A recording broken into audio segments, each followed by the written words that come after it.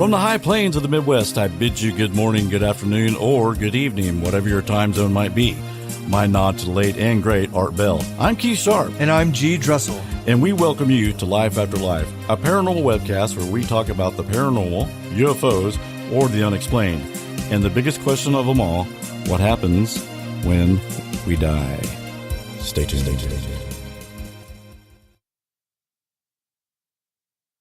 Hello, we do that every time. Hello, everybody. Oh my goodness. Okay, so how is everybody on this New Year's Eve? If you have your drink, I have a glass of wine. Everybody hold your wine up here and let's have a toast and let's wish for a better new year, okay, for 2021, right? A little white Zinfandel. I'd pass you one. One day there's going to be a time when we'll be able to hand Matt a glass of wine. I think so. Well, and I think I got my taste back. Huh? I think I got my taste back. Can you taste it? I tasted it. Hey, everybody. All right. Hey, 2021's going to be awesome, dude. Yeah. Oh, my God. Nope. I'm trying to find the clap. There it is. Yay, I tasted it. Dude, you don't understand unless you've lost your taste. Dude, believe me, I do know. No, I know you do. Yeah, I mean, because when I talked to Jimmy Church, like I said, man, he scared me to death because he was he was in day 20 and said he still hadn't had his taste back. Well, you know how much I love pizza. Oh, yeah. So I was pissed because you were buying pizza. I just wanted to taste some I kept buying pizza during the shows, and he couldn't taste anything. Yeah. So, hey, anyway, how's everybody? I know I've said that before, but put it in the chat room. Who we got here? Dude, I love that name. Look, that username not there yet. That should be mine. Is what that should be. All right, well, guys, last week, as you know, we did a show on Matt Sullivan's theory of what he believes about the Delphi killings and the associated corruption and whatnot. And ladies and gentlemen, I want to welcome you, Mr. Matt Sullivan. Hey, how are you doing, Matt? How's it going? Not too bad. How are you? I'm great. Do you got your drink of choice? Yes, I do. Canada Dry here. Oh, no. All right, Canada Dry. Hey, believe it or not, I heard you ask Zav Girl if they had that, and we do have that here. Yes, we do. We sure do. So, that's great. She acted like I'm glad. She acted like she never heard of it. Yeah, I think she told me that she likes Verner's or something. So yeah, it makes sense. Canada Dry. In fact, she might show up. I invited her today. I don't know what she's doing, but cool. So maybe she'll. Cool, I love her. She's great, isn't she? And I love all her videos. Yeah. Just super interesting. Okay, Matt. Well, absolutely. Let's get into it, baby. Okay. Yes. So one of the questions I wanted to ask you is, were you were you into true crime before even Delphi? Was that a thing that you were curious about your whole life or anything, or? Obviously, me and some of my my girlfriend and stuff, we'd watch some shows on TV like Cold Case Files and things. I like interrogations. I'd watch them on YouTube. But I started kind of getting into the Chris Watts case towards the end of last year, and it led me to that girl. And, it's pretty cool. Yeah, not cool that it happened, but but what a crazy case! What a crazy case! And I mean, not very often that you get to kind of be injected into an investigation like that one was. It was kind of kind of put you right in the middle of it. You saw the cops kind of figuring it out while they were questioning people, and pretty intense. Right. So, what got you interested in the Delphi murders? Were you watching the TV and the news came on, or were you watching a crime show? What happened on that? I've been watching this channel called That Chapter, and it's a guy, I believe he's from New Zealand, and he just kind of showcases unsolved and solved crimes. Some of the stuff that's really out there, those kind of cases, and Delphi came on there, and I started kind of looking into it and realized that it was unsolved after all these years, and there were just all these mix-ups and all this confusion. So I just wanted to look into it. Wow. And look into it, you did. Man, did you ever? Well, yeah. Some of the most. I've taken it to an extreme. Yeah, but that's fine. I mean, let's solve this case, right? I mean, it's absolutely. these poor girls. I mean, we need to get more evidence, and that's one thing, man. Why are they? Well, we'll get into that. Never mind. Let's just go on to the next question. Okay, so some of you guys who may just be here today, I'm going to show you a picture of the number one suspect, according to Matt Sullivan. And Matt, you said you believe that is Gabe Ellis. You think he's responsible for these murders of these two little girls, correct? Yeah. Yes. Yep. Okay, so what I'm doing right now, Matt doesn't have his laptop on. He got too drunk and was unable to figure out how to turn it on. So just teasing. Yeah. Looking at dirty shit. Yeah, exactly. So basically, Matt, the first picture I got of Gabe it looks like he shaved his head or something on this picture. He does. That would have been when he was arrested. He was incarcerated on February 15th, and there's another mugshot that shows him with long hair and a goatee. It's a little more common. You'll see that in the news things online. Right. But he had shaved his head between when the murders occurred and when the two mugshots were taken. And I believe that the first mugshot where he has hair was from January of 2017. So all within a month of the girls getting killed and him getting arrested, he shaved that. Gotcha. To look different. This is a guy that grew his hair long, right? So he's been doing it for years. Right. That's the picture I have friends that grow hair long, and it's taken up 5 years to do. So it's not very common for someone to just kind of start trimming everything off as soon as some murders happen, Right. So in fact, that's the picture I've got up that you're talking about. He has a little bit of hair there. So because I've been drinking and taking codeine, so the last picture where he shaved his head, which picture would have been closest to after the Delphi murders, the long-haired one or the one without? The short hair. Yeah. And you said that was in February. That would have been February 15th when he was caught in Kokomo. Oh, so he was arrested a day after they found the bodies. Yep. Wow. Yep. Okay, I didn't realize that. Man, he must have been like totally. I can't say the word shit. I can spell it, I guess. Yeah. His pants. I mean, guy, can you imagine getting arrested the next day after the girl? Oh, for sure. Yeah. Because you're thinking that's probably why they're coming after me. What exactly was he arrested for this time? In January, he ended up getting charged, or at least arrested. During the investigation, they found child pornography on his phone, so a warrant was issued for his arrest. He went on the run, and he was on the run with the girl that is supposedly involved in the pictures that the police found. So he was looking at child exploitation and child pornography, as well as some drug-related charges that were felonious. So, he was looking at a lot of time. Right, for sure. Wow. And so, let's get to the nitty-gritty. Tell the audience, why do you think Gabe Ellis had something to do with the Delphi murders? It's hard to explain. Well, that's when why you you're start here. to really, when you start to look into a lot of the screenshots and you start to talk to a lot of the locals that live down there, they all seem to have their own opinion of what happened on that day. But many of them, I want to say probably 60%, 70% of the people I talked to, they all point the finger at him.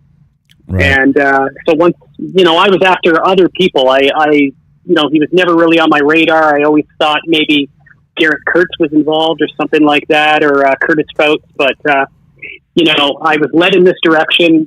Someone gave me a sound bite of the guy's voice, kind of matched up with BG, and I was convinced. And as I started looking into things, you can't, if you start looking into it and you try to rule him out, and you can't. Right. It starts to kind of point the finger at him, so it just got so crazy that I can't deny it now at this point. And there goes my Charles Eldridge theory right down the drain. Yep.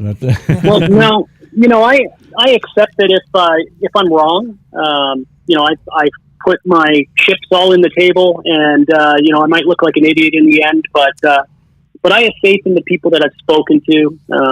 We have over 480 people in our group, and 75% of them are locals from the area. Right.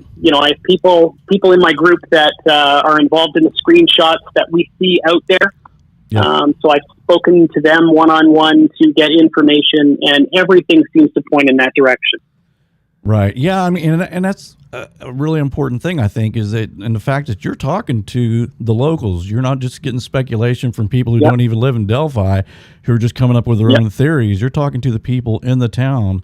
And from what I understand, they're furious about this because they do believe the police know who did this, and they're angry because nothing has been done about it. Well, in this, am I wrong that this case is unsolved, correct? So God forbid somebody puts all their chips on the table and has a theory that they're trying to figure this out, right? Yeah. Exactly. Yeah. So, okay, so let's talk now. Gabe has a best friend named Tyler French, correct? He's definitely not his best friend. I don't know how his friend network kind of worked when he was there, but I know that he was a scumbag. The guy's been involved constantly in criminal events. He's been captured on numerous occasions and is a paid informant. So that's how they get out of their charges. They get arrested and they go into the station and they cooperate with witnesses and they throw their friends under the bus and they get out in 3 months. So, this is the way they've all operated. And Tyler French is the guy that we suspect is the perpetrator number 2. Okay, so last week, everybody, I just want to apologize. I had a lot of facts wrong and called out on it. Hello, Truth and Justice. So, yeah. Can I say something? I see that you're in a chat, and I did the best I could. Hey, no. Can I say something though? Is that we were having a discussion. Right. I mean, we're having an open discussion, and I think that's important just to point out is that, again, this is an unsolved case, so we're having an open discussion. We're going down the rabbit hole with different theories, and so I invite this. Yeah. So, and I think I think someone just said Truth and Justice actually is local to Delphi as well. So anyway. That makes sense. Yeah. Okay, so I actually think that it's a good thing, that you guys don't really know anything about it because you don't have kind of a preconceived bias in your mind. You're kind of listening to it as an outsider, right? Right. Sure. I am, yeah. For sure. Yeah, and I'm looking at the chat room. Truth and Justice talked about the flowers were staged in the barn. I remember she had left a comment about it, and she knew who did that. And I thought, man, if you don't know that, what a horrible thing to do. And not only that, but owning the barn and having people put flowers in there as if these 2 little girls were murdered on your property when in fact it may have never happened.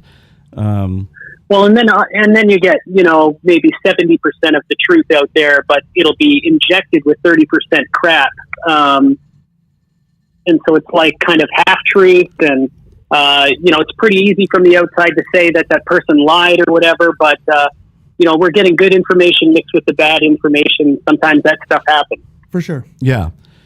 So, I mean, as far as that picture with the flowers in the barn, what did you have any knowledge about? Did you know about this person as well that had placed those flowers there? Absolutely not. It was something that has been rumored for a long time that they were killed elsewhere and then moved to the eventual crime scene at some point in the night. Right. So this has been something that have been in the groups as long as I can remember being in them. So it's and there would have been it's pretty easy to kind of right, and there would have been a tremendous amount of blood in that barn, I would think. If the rumored texts that we talked about are true, then that whole barn would have been full of blood. So kind of silly for it's very possible that someone just faked those. Apparently it's kind of connected to Robert Lindsay. He was a blogger from early back in the days, and supposedly he lied about a bunch of stuff and kind of put some fake evidence out there, but I don't know for sure, right? Right. Okay, so one thing that I totally screwed up last week, Matt, I was so wishing you were going to be here, but you're here now. Sorry about that. No, you can't help the internet out there. Okay, let's I just put a screenshot up of the Dodge Dart. So apparently I really don't know much about, I got it wrong where I thought the car was. So can you tell us what you know about the Darge Dot? Darge. I told you. I've been the drinking. Dart. Yep. Dart Dodge? Since the beginning of the investigation, there have been rumors circulating that there was a vehicle that was parked in the old CPS lot, as well as somewhere in one of the lots at the trailhead of Monon High Bridge. And it's always circulated as either a white Dodge Dart or a white Acura. Okay. And in April of 2019, police kind of released a little more information, and it kind of re-brought up some of the past texts and messages, which kind of exposed this whole Megan Allen, Tina Riddell thing. And she's involved with taking that picture of that vehicle, and that's on the morning of the murders, apparently. Okay. And the license plate that's been written down, she was the one that wrote it down. So Tina. Wow. Tina, yeah. Yep. Go Tina. So now, do we have proof that this is the same Dodge Dart that was at the CPS building? We don't have proof really of that. It's all very circumstantial, obviously, and I understand that. I accept it. Okay, so we got someone in the chat saying that the car was not at the CPS building, only trailhead drop off.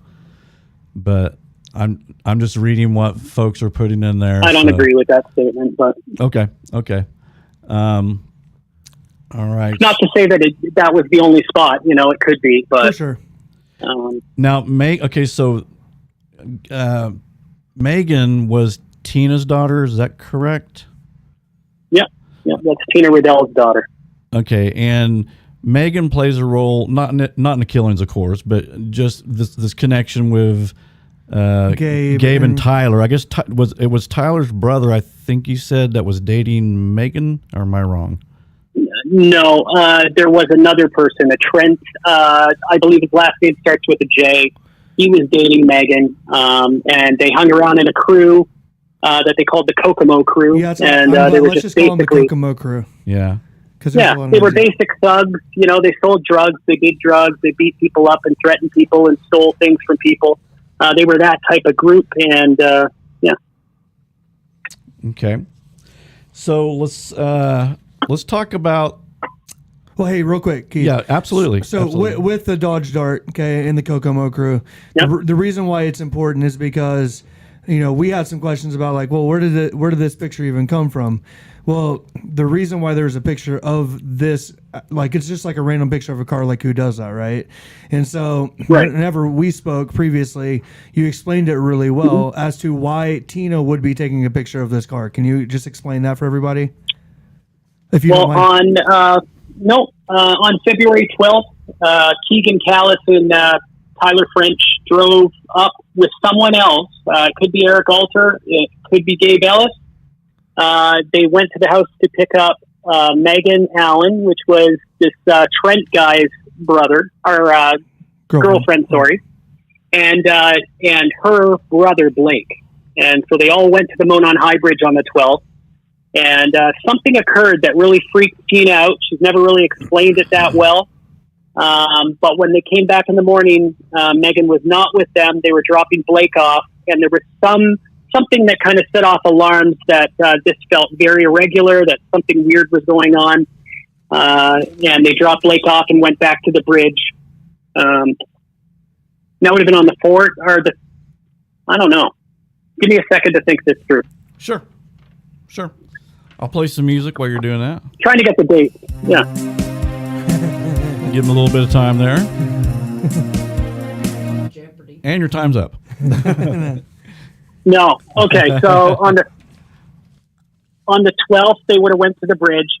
Something happened where Megan did not come home. Blake ended up back at the place. On the 14th, they showed up back at the house. Megan did. They were picking up. Yep. No, Megan was not there. Okay, so Megan was missing at this point. Right. Yes. Okay. So rumors started to circulate that something bad had happened. Then the murders occur. Tina's trying to find her daughter. In the end, she ends up finding her. She comes home late at night. I believe it's on the 13th. She's bloodied and beaten. And and totally mangled up. Tina and her get in a huge argument. There's a big altercation that occurs, and somehow word gets out that she was raped or assaulted down at the bridge. So I'm pretty sure Tina gets this picture when Blake returns, and then they're going back to the Mohon Bridge. And so she's like, okay, my daughter didn't, my son shows up, my daughter didn't. So I need to get some sort of proof here in case something bad happened. So they hadn't seen anybody since the 12th. So when they came back, it would have been on the 14th. So there was a whole day there that gapped. And on the 14th, that photo was taken. Got you. Which is what somebody would do if they thought maybe a crime was occurring or some wrongdoing. Exactly. Happened. Yeah. The murders had occurred. She already was thinking this guy looked like a guy that she didn't trust. Right. Megan was missing at this point. No one's giving any answers as to what the hell's going on, and that's where all the confusion comes from. Is that they didn't show up on the 13th? That was on the 14th, early in the morning. So that's when the pictures were taken. Okay. Not the 13th. Right. And that's just important to understand, like, why the actual picture was taken. And can you? Well, I think because people were spreading around that it was on the 13th, right? Well, if she was taking the picture of the 13th before the murders happened at 7:30 in the morning, it doesn't really work out, right? Right. So this would have been on the 14th. Okay, got it. And how is this car? Can you please explain to the audience like why this car is important and how this is tied into not only Tyler French but Gabe Ellis? Well, Gabe was rumored to be in Carroll County with these asshats down at the bridge. He had been hiding out for a matter of weeks and was dating an underage girl named Sierra. They had just been gallivanting around town, avoiding police. Right. And sometime on the 12th, when they went to pick up Blake and Megan around Tina's house. Oh shit! I'm like having a problem with my phone. I'm sorry. What's that? Can you hear me? Yep, we hear you just fine. Can you hear me? Nice. Are you still there? Can you hear us, Matt? Matt's really far out there. Okay. Can you hear us? No, we can't be having problems. I think maybe we lost Matt. Matt, I'm going to try to call you back, buddy, okay? Yeah, try to call him back real fast. Yeah, let me try to call you back. Because I think it's interesting how he ties this car back into Gabe and Tyler French. Right. And while we're here, might as well say this again is a discussion about Matt's theory. Yeah, and everybody watching, please don't insult my guests. I mean, if you have different viewpoints, that's fine. But Melinda, you know who you are. Stop it. Stop it, or I'm going to boot you.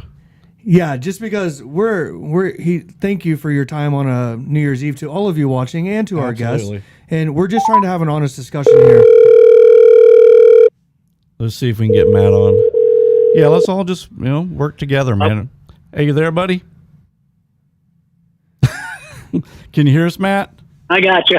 We're He's good. back. Okay, so you can finish what you were... Okay, so yeah, we were talking about the Dodge Dart. I don't remember where. So we were talking about the Dodge Dart, and thank you for the backstory about how this picture came about, because I think that's important for naysayers and supporters just to know kind of why someone would take this picture. And may I say on a side note that I've actually done this before. I'm a tattletale. Like, I like to call the cops on people when I see them doing something wrong. And so I've been known to take a picture or two of a car. So that's why I thought it was important that we get that out there. And now, if you wouldn't mind, like the significance of this car, not only on the date, not only the make and model, but to tie it into your theory, can you go ahead and give us the backstory on as to why this car and Gabe Ellis and Tyler French and the Kokomo crew, why it's important? Well, they were hanging out at the bridge, and when Megan and Blake were picked up, Keegan Callis and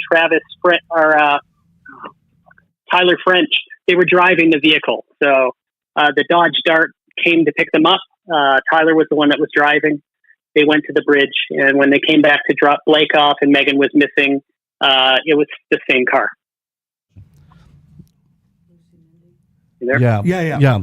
God, I thought we lost you again. Okay, hey, say that one more Nope. time. Sorry, we thought we lost you for a second. No.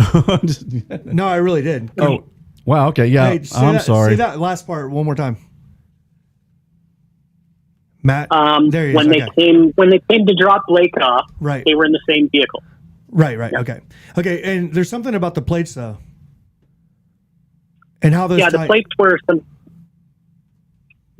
Plates were some fake paper plates. Okay. They were temporary plates, and they had taken a license plate off the back and used a printout to make it appear that they had legit plates on the back, but clearly the plates were just fake. Right. Because they were the paper plates. And so when Gabe was pulled over, he also had paper plates attached to his Chevy Blazer when he got pulled over. And weren't they similar? You said something about them being they were. odd for some reason.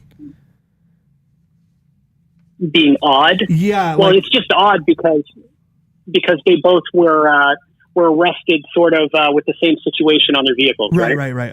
Okay. So the numbers weren't the same though. The plates weren't the same. They weren't like switching the plates from the Dart over to the Blazer or whatever like that. They were just both done in the same way. Yes. Okay. Yes. Okay. Now, can I ask a question, Garret? Is Sorry, that okay? The car is important. I'm just teasing. No, it is important. Yeah. No, it is. I'm giving him a hard time. Let's talk about, you actually talked to the drone operator that was flying a drone. Yes, I did. Yeah. Yeah. I have a lot of questions about that too. I mean, I know it almost seems impossible that the bodies would have been killed somewhere, taken back, highly, highly risky. But also I heard the rumor was that when they found the girls' bodies, that there was just a few drops of blood. Now, if we go by those text messages, if they are verified, they said that there were stab wounds, which there would have been an incredible amount of blood at the crime scene, I would think, right? Yeah. Well, it affected their veins in the neck, right? So, yeah, they would have bled right out. Yeah, they would have bled right out. And right there at the scene, if that's where the girls would have died. And also, it's very strange, man, that, he flew that drone, up and down the creek on both sides. And you said he had a Fleur camera, and that should have picked those bodies up. That just blows my mind. Well, and he went only a few hours after the girls were reported deceased later on. So according to Erskine's text, it says that they were already deceased by 3:30 p.m. So this would have been between 6 o'clock p.m. and maybe 7 o'clock p.m. by the time Mike Butram was there with his drone. So it was only a few hours after their supposed death. Right. Wow. So it would have taken a lot longer than... Well, can you explain the Fleur system that he used? Like what that is? Yeah, some people may not know what the Fleur system is. It's basically like it's a camera that's on the bottom of the drone and detects heat frequencies instead of picking up pictures.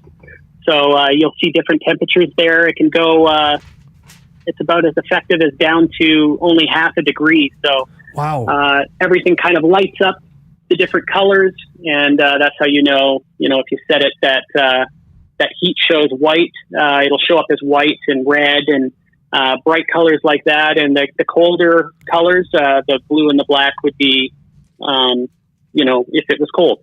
And he said that he was actually picking up searchers, so he saw the movement of searchers, and he was also picking up and even animals, right? And so he would be able to definitely find two bodies that were laying still, right? That would stand out to him because because I was in the military, and I've seen a lot of drone footage and things of that nature, and so you would definitely notice something, especially if that's what you were looking for, is two people that would stand out. And he claims that he went up and down that creek, both sides, went over, and those bodies were not there. Correct, according to the Fleur system. Some people in my group have brought up interesting arguments, like maybe because of the tree foliage and stuff like that, maybe the girls were missed, or maybe they were in the water at some point and they lost a lot of heat, you know, all of those things are very good arguments as to why they might not have been seen. Right, for sure. The scene was also pretty hectic, so I think he was there. He didn't really know what he was looking for. There are possibilities that it was just overlooked. Yeah. And I'm sure that this was his first time in this situation, I'm assuming. You know, this thing doesn't really probably happen often. So you're called out to use your Fleur system to find 2 missing girls. Okay. Exactly. Right. Exactly. That's still really important.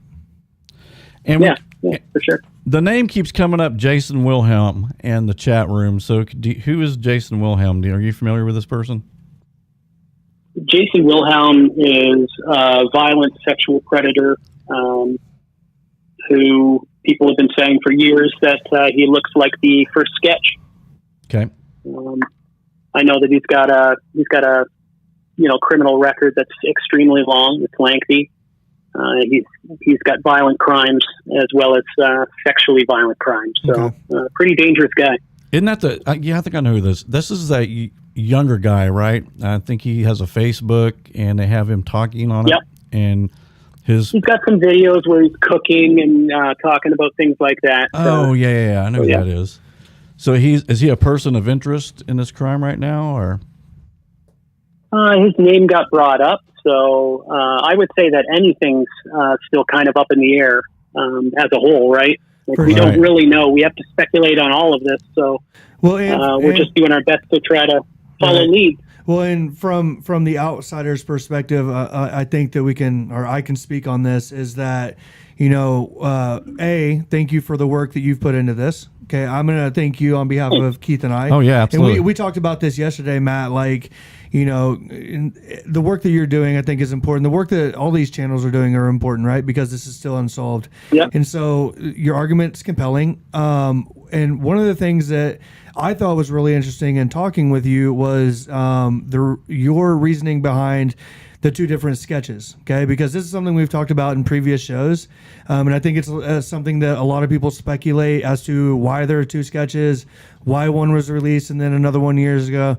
Can you tell us why you think that the second sketch was released in the fashion that it was? Are you talking about the corruption or the other stuff? Well, no, just go for it.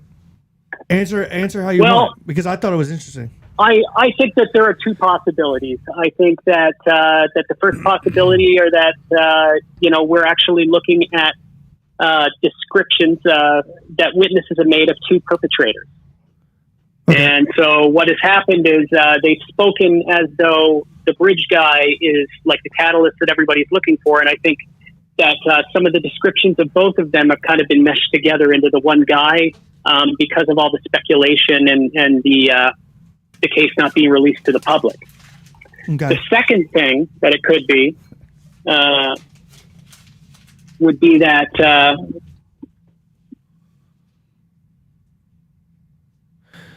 No. Hello. What is going on? Okay, now I can hear you. I hear you now. Hey there. Yeah, you're good. You're good. So the second reason. The second reason would be that law enforcement at some point ended up determining that someone had fed them false information, and that was confirmation of that at the April 2019 presser. Okay, and do you think it could be either or? Well, and you kind of, I think, mentioned. Tell me if I'm wrong. I don't want to put words in your mouth, but as per our conversation, you thought that maybe this would indicate that the feds maybe have come in and have a hand in this. Is that fair to say? Yeah, absolutely. And so I believe in April that's what that was. That was the feds coming into the investigation on a more than just a general basis. And what would that be? I think that they're investigating corruption with the officials. Okay. So some of the statements that have come out obviously didn't check out. Right. And they're looking into it. This has been a rumored thing since I found out about this case. People were talking about that stuff in the group, so it makes a lot of sense. And so it seems like that's the way it is. So that the first sketch was almost misinformation. It was either misinformation or they're describing 2 perpetrators. Right, for sure. Okay. But per your theory, it would be misinformation due to corruption? Well, actually, because I'm saying that Tyler French was an accomplice, Tyler French's face fits the second sketch. So, yeah, man, hey, do you want to pull up that picture? I would lean more towards that. I would lean more towards that. Hey, real quick, because you just brought up something really important, that Tyler French's photo next to, and is this a mugshot of Tyler French? No, well, yeah, I think. I don't know. Regardless, it's next to the second sketch that came out. And so we're gonna pull those up next to each other, yeah. And so sure. That's per like your theory is that ended. Man, wow. So you can't see it right now, Matt, but we have the pictures of Tyler French up next to the second sketch. Yeah, it's pretty damn close, man. It's real close. It's very close, and it's a little bit frightening. You know, some of the witness descriptions describe a reddish brown hair and stuff like that, which kind of doesn't fit Gabe. But if they were describing two perpetrators, then if someone saw him on the southeast end of the bridge underneath, like some of the witnesses have said, then that would be describing French there. Got you. Okay. All right, so let's talk about the corruption and how it may relate to the case. Here we go. Everybody buckle up. Everybody buckle up. So go ahead and kind of give a brief synopsis. Synopsis to the audience of how you believe this is tied to the case. In 2015, it was discovered that Delphi City Council had forged documents and were trying to force the sale of some property in Delphi. And it ended up piquing the interest of some council members who, when they looked into it, they saw that there were signatures and things that were forged. So they contacted the Indiana State Police, who came in and performed an investigation. In the end, the investigation was just dropped and no one even got charged for it, even though they definitively proven that there were, forged documents in the case. Okay. And hold on, there's one other question here I was looking for. I'm trying to keep up with all this. And this is, we'll get back to the corruption here in a minute, but someone said Sergeant Riley said they do not have the person's DNA in the system. Which, yeah, I think we all know. That is true. Yeah, I think we all know that, because if they did, then there'd be an arrest in the case. I'm wondering the DNA. Do you think that? I mean, again, we're just speculating. Everybody, do you think that was under Libby's fingernails, something like that, maybe, perhaps, or maybe he accidentally cut himself? Or have you heard any rumors to what that might be? I've heard rumors that it's touch DNA. It's not physical, like blood DNA or skin DNA. So.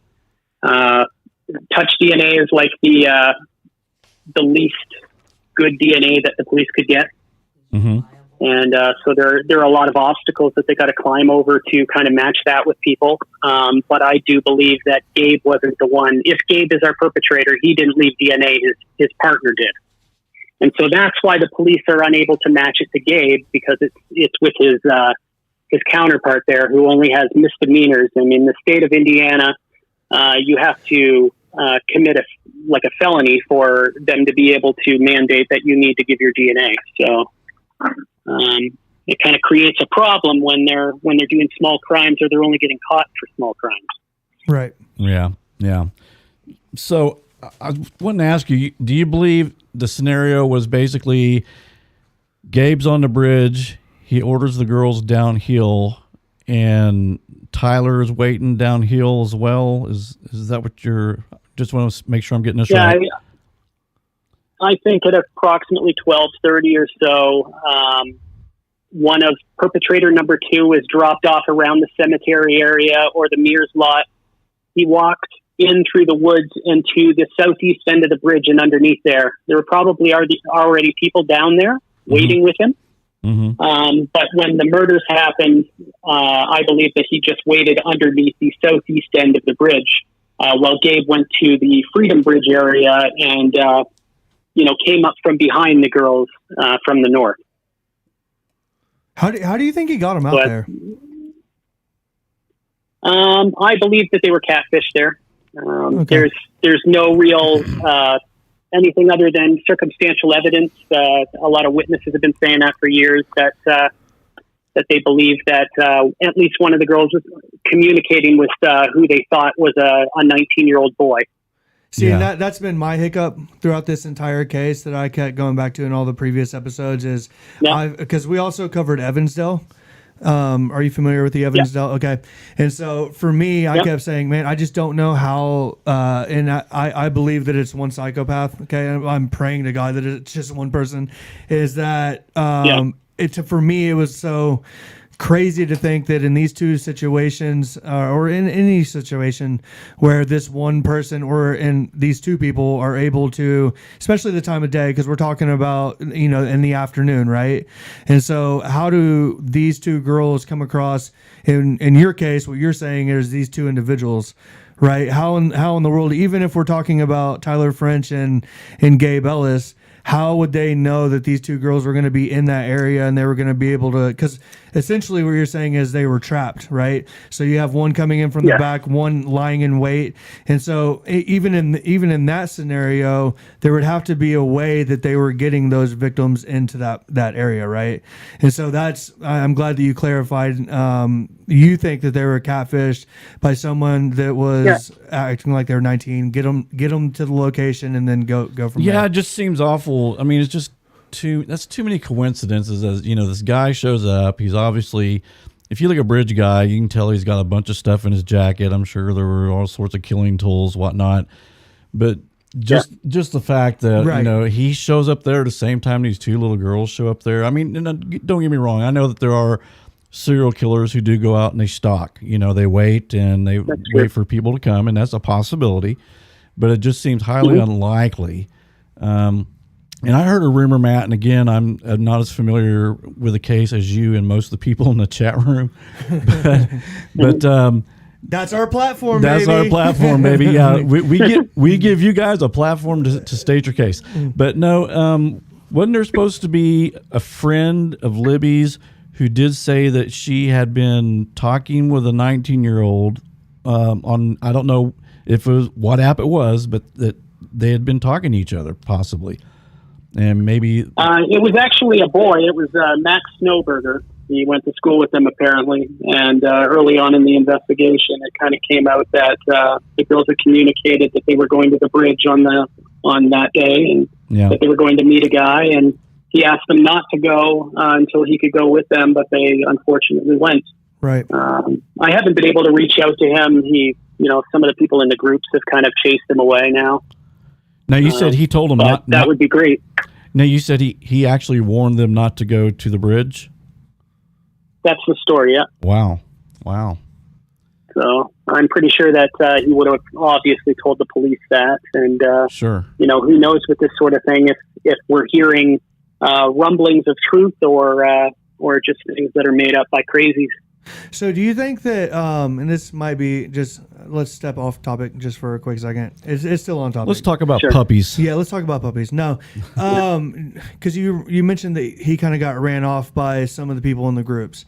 And I thought this was interesting too, and man, I hope you don't mind me saying this, but you got a death threat, okay, on Twitter, from people that were in a Delphi group, right? And so all these groups essentially. Well, I assume that that's who it is, right? Like, it's not very often that people are just going to randomly find you. Your information's been put out. Let's say that your information's been put out by people in Delphi groups. Okay, essentially making you a mark. Okay.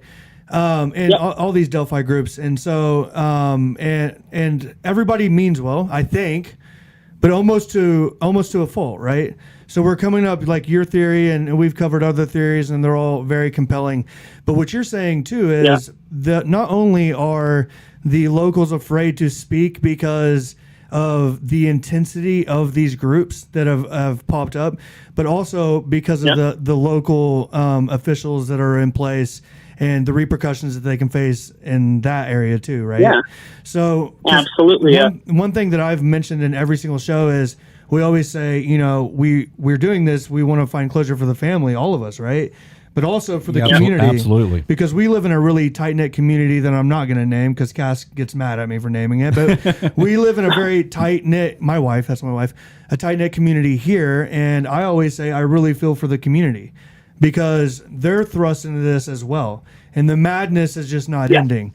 And so I just wanted to point that out because you're getting information from the locals, which I found was really interesting. And so I think that's really important. Well, yeah, that's my point. But my point being is, what a situation for this community to be in, to where they're so scared to talk out. Like, it would be important to know from Greg, right, about the text, to hear, about how that situation, because that's something that I've tackled this whole time, is how do those girls get to that location? And so I think it's very important that you're able to reach out and get those people to talk. And most of them want to talk anonymously. Am I right or wrong? Yeah, you're totally correct. Obviously, I was a little bit crazy coming out of the gate. I gave a lot of people my name and my information. And, I live in Canada, and now I got targets all over my house and stuff. But anyways, it's just one of those things. They kind of saw how far away I was, and they saw that I was making some comments. Some comments that made sense to them, and they wanted to work with it. So, I can't question it. Yeah, so I mean that's the difference between a lot of the other YouTubers out there, is you're actually talking to these people. And do you feel like that maybe because you are further away from it, that they are more comfortable talking to you? I've had several say that that's the reason they talk to me. It's not that they like me or anything. It's just that I'm far away, and that maybe I have a little bit of pull in the community, only because I have a tiny little bit of a fan base or whatever. So they just kind of go there to kind of expose it. I like talking to you. I do too. We had a great conversation yesterday. Yeah, I think. Thanks. Hey, will you like me back on Instagram though? Because I'm trying to get more Instagram followers. Yeah, absolutely. I gave you a request. He brings that up right during the show. Yeah. Cool. Yeah, funny. Cool, no problem. So I want to get back to, and I know we can't figure this out, but it's just like that's still boggles my mind about. Is it possible to you and even anybody in the chat, could he have killed those girls in the water and then dragged them up to where they found them, possibly, if there wasn't that much blood like they're saying? Because I did think I said, I think I saw someone in the chat rooms put not a lot of blood, and question mark, as if they did find a lot of blood. But I had read that there's only a few drops on the leaves or something like that. Yeah. That was what a lot of the locals have said. I've spoken to people who claim that they were part of the search and rescue. I've been able to place at least a few of those people. So some of the descriptions that they've said of the crime scene, only seeing it briefly when it was first encountered, I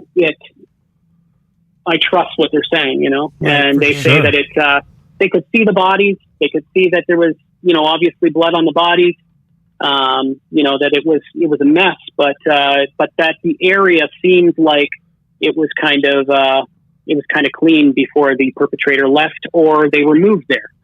Hey, can you clarify one thing too? Because you mentioned earlier, we asked you like how you kind of got into the case, and you mentioned you like the true crime stuff and watching interrogations. And I mentioned on the show all the time, I'm a huge fan of the First 48.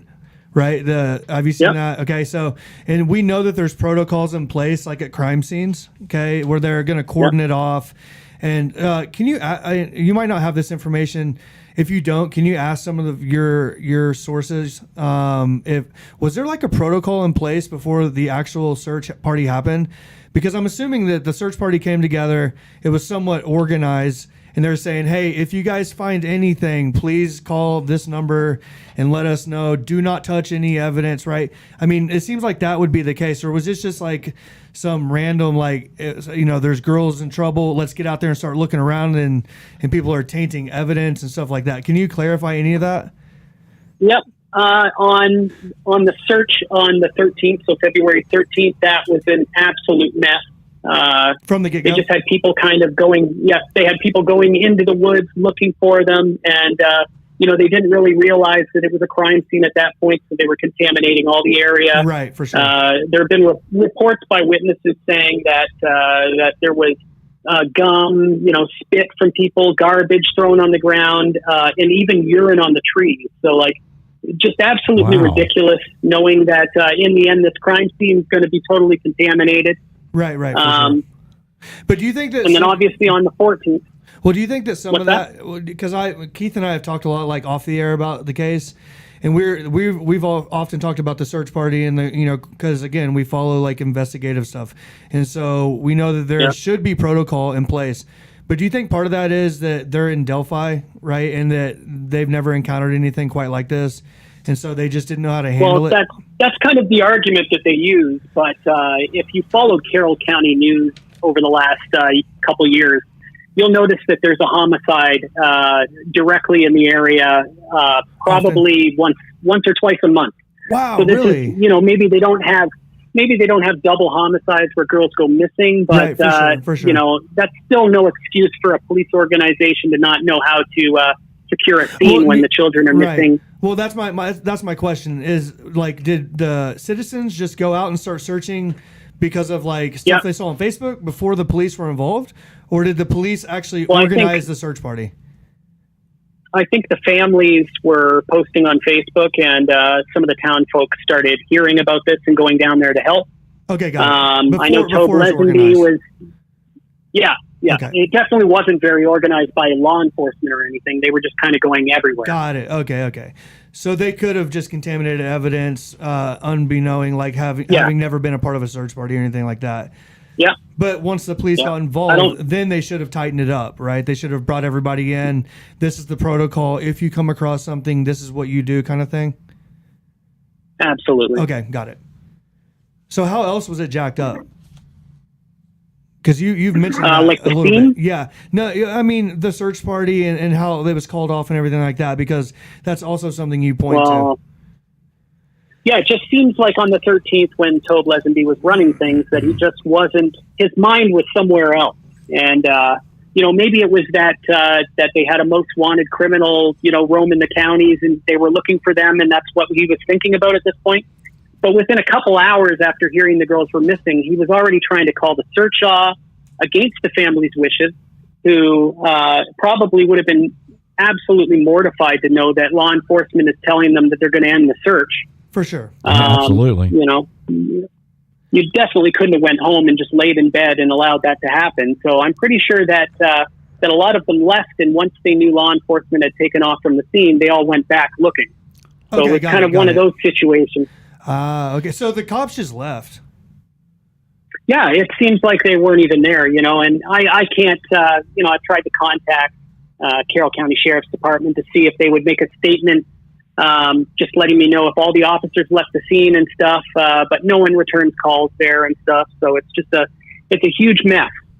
Well, it seems like that would be kind of an softball. Yeah, like if you're, because we all know that the amount of pressure that these law enforcement agencies and these investigators are under generally in this situation, right? And so it seems like if you got a softball from somebody saying, "Hey, can you just tell us if there were extra officers there all night?" That's one that you could answer definitively, and if it was yes, and that's a good thing, then you would go ahead and swing at that and answer it. So. Interesting that they haven't answered you. Well, there have been people that have gone in and had interviews with Tobe, and he's made different statements on several occasions. One was that everybody was tired and they wanted to feel refreshed the next day and start the search off then. Other ones were that Libby had ran away before, so she probably just did this again, and that's no excuse. I don't think if the family's freaked out and they've called you and for sure. They want your help. You should have definitely helped. Oh yeah, for sure. Well, I think Keith has said it many a times. There's places around there. Let's go get some spotlights. Let's keep looking all night. That's what you would want. Okay. And there was definitely some of that. I think they went till it's sometime between 10 and 11:30 or something that night. But there was almost a 10, 11 hour difference from when, they started searching again on the 14th. They did start till 10 a.m. That's weird. Wow, really? Yeah, that is 10 a.m., weird. yeah. Oh, my God. You would have thought as soon as the sun came up. Dude, before you're out there. And I'm sure some of them were there. But man, I'm saying like 5 But I think o'clock in the morning. didn't a lot of the family members though, they stayed You would. and kept. Yeah, if that was my kids, I would have never left. And in fact, I would have went to the local hardware store and bought every generator and ran light. I would have lit that place up like a football stadium, man, if it was my kids. But, absolutely. Yeah. So hey, and Matt, didn't he like at first he requested for some search dogs, and then he called them and said, "Don't worry about the search dogs"? I don't think that he called and canceled, but for whatever reason, instead of getting them from the state of Indiana, he asked for dogs from Illinois. So it would have taken a day for them to get there. It just totally didn't make any sense. Yeah, we have a person even in our chat room. Ivy Push is the name she goes by, and she has trained search dogs, and she lives in Indiana. Right. Yeah, man, that's odd. I've had a few people reach out to me and say that they had some canines and stuff like that work for organizations, and no one ever even tried to call these people. It's bizarre. Right. Yeah. Well, and some people in the chat are talking about how the search was called off because of the weather and the terrain. Can you speak on the weather that evening?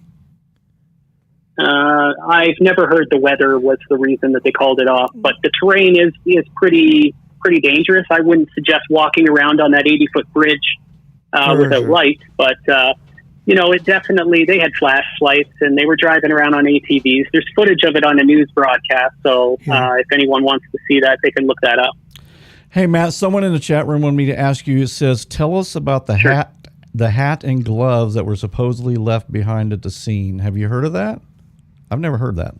That's something that I was told by one of the group leaders who are mad that I disclosed that information to the public. But yeah, that's the rumor, that he left clothing there and that it was his hat, and he had a couple gloves. So why would they be mad that you disclosed that information? Because that's the way these groups operate.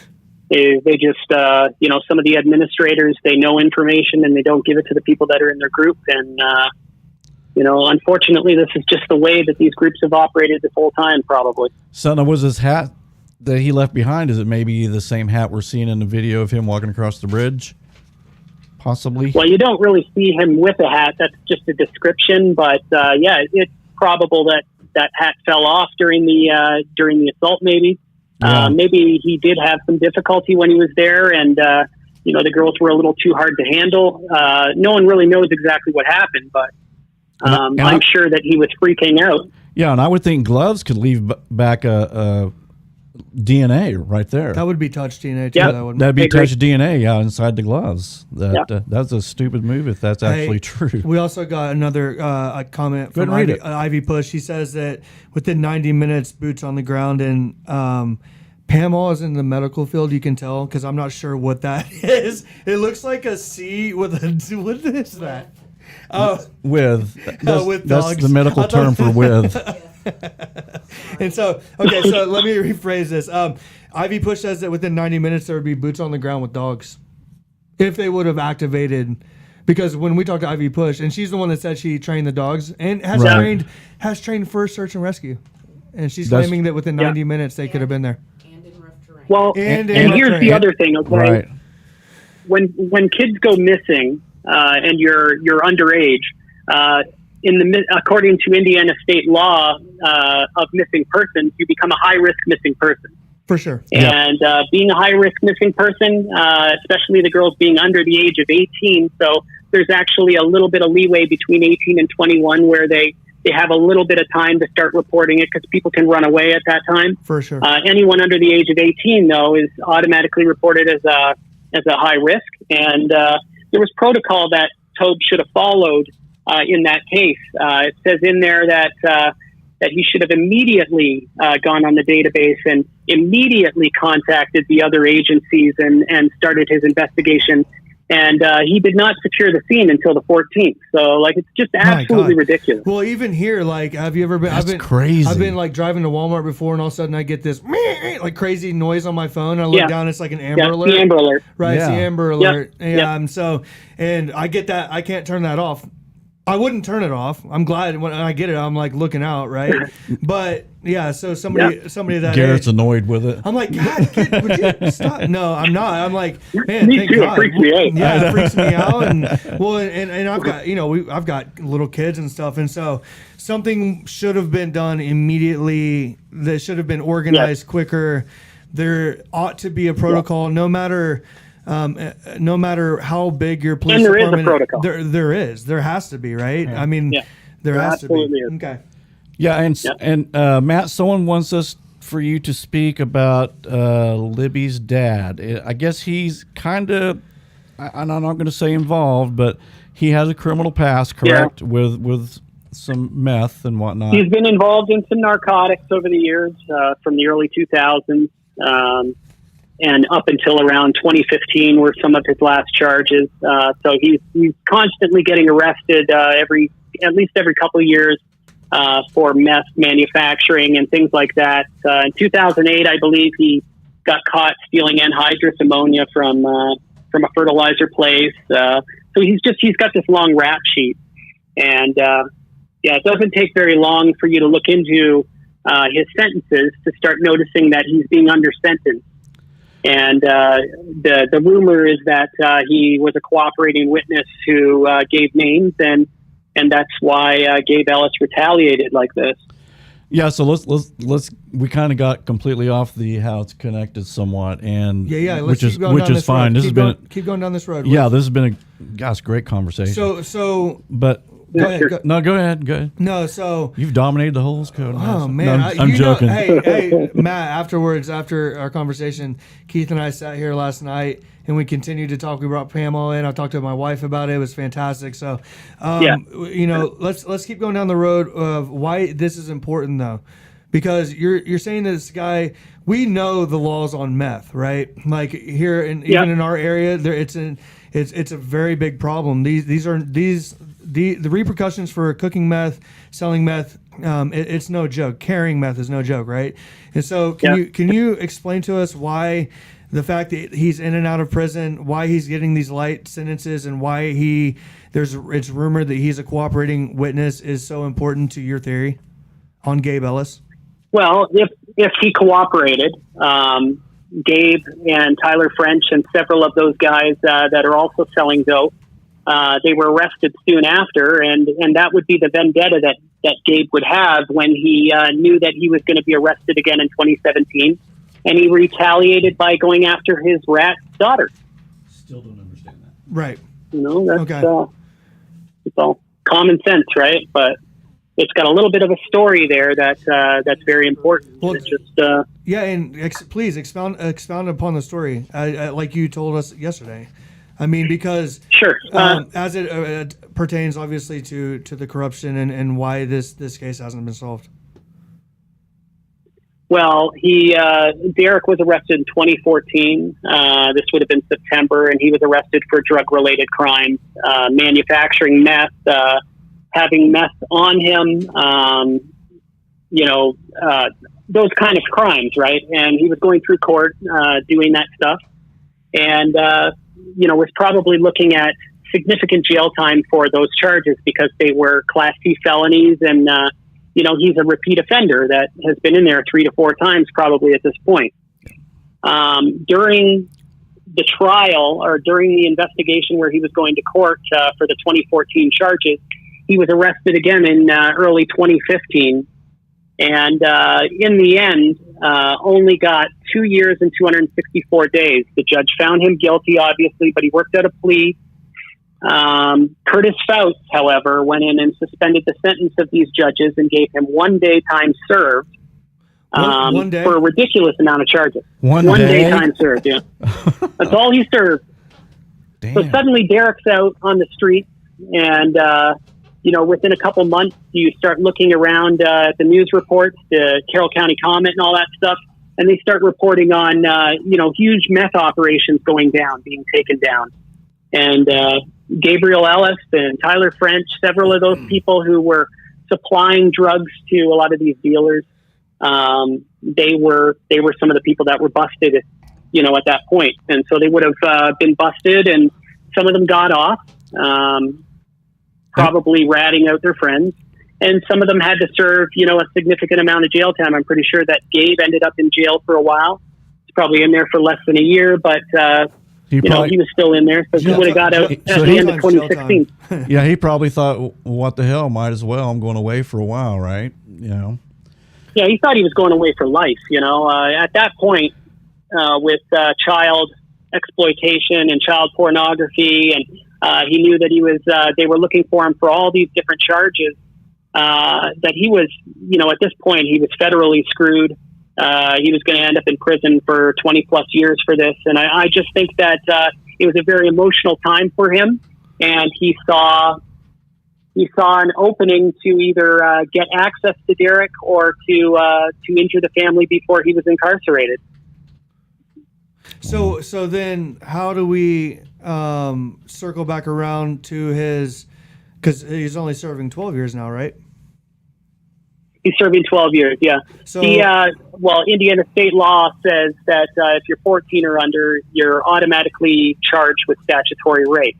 But there's a Romeo and Juliet clause there where between 16 and 14, if the parents elect to not press charges, then police can't. Right. So that's why those charges got dropped. In the end, he was caught with a gun as a convicted felon. That was automatically 10 years for the guy. He had some other drug charges, things like that. They gave him an extra, couple years. So now he's serving 12 years. He'll be out in 2029 in March, I believe. So has he been a repeat offender for having meth or cooking meth or anything? Or no?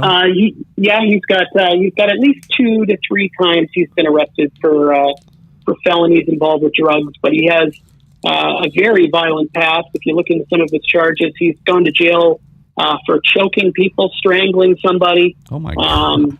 Abuse, domestic assault. So this guy is a real cookie of a guy. He's out there committing all these crimes and kind of getting away with it. And I just think he got out of control. Right, for sure.